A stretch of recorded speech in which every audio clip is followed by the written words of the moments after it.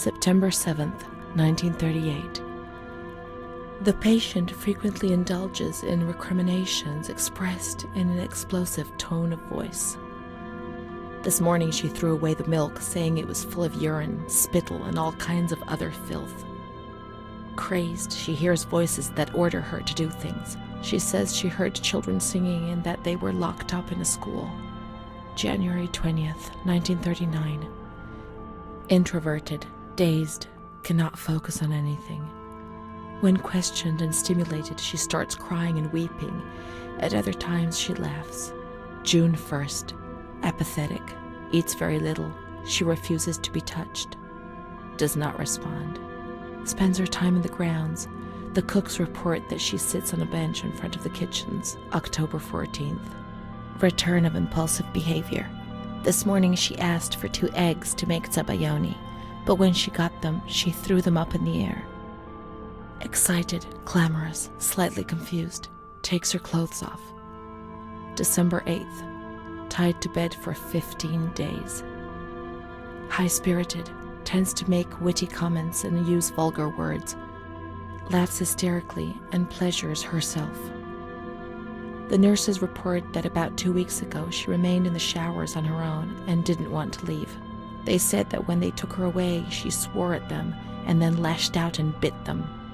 2 nurses had to be treated for their injuries. They've kept her tied to the bed since then. Transferred to the slightly agitated ward, from the care of Dr. B to the care of Dr. C. I was with Amara in the showers. My memories are terrifying. They're not real, are they?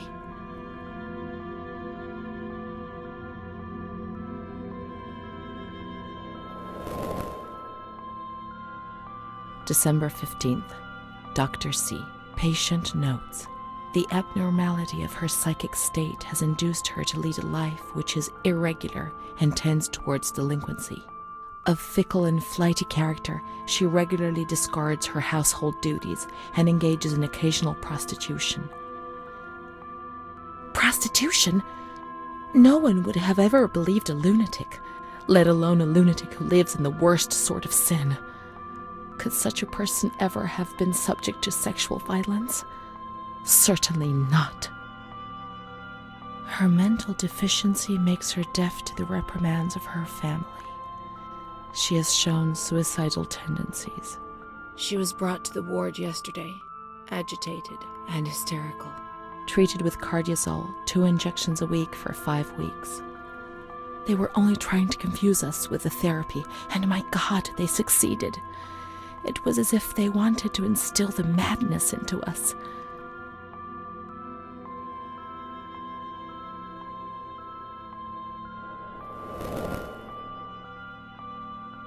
June 2nd.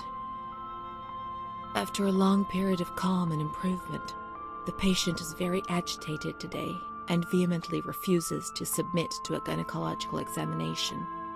She swears and curses those helping her, flailing her arms and hitting them. According to reports by Dr. B, the patient has been subjected to periodic checkups since she had a spontaneous abortion about 2 years ago in her 3rd month of pregnancy.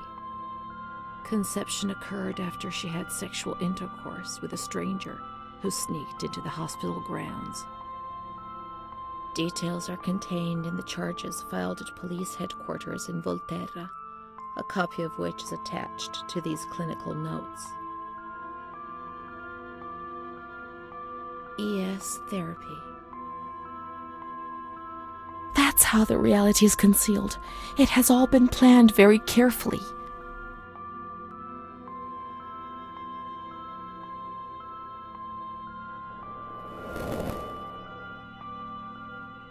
And the stranger in the grounds, I don't remember. Was that another lie? Or was another memory removed? God, my head.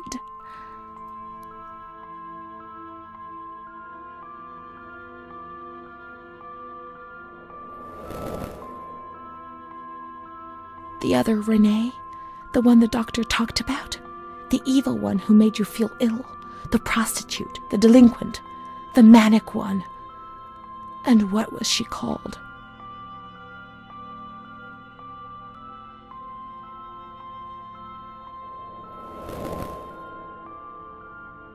June 13th. The nurses report that she descended into a state of great mental confusion after receiving her mother's letter. She threw her soup over another inmate because she was very anxious, and then punched a nurse. Impulsive, flails about her. She rails against the doctor in vulgar terms while he is examining her, lashes out and spits. Block all correspondence to give the patient no further reason to become agitated. August 20th, tied to bed. The nurses report that the patient is extremely agitated after the visit of a relative or family friend. 2 days later, she is still shouting all the time that he commands her, that she must obey and harm herself, and that she is not Charlotte. All visits forbidden, constrained to bed, and intensification of ES therapy until we achieve results. No contact with the outside. That way nobody knew what was happening within these walls.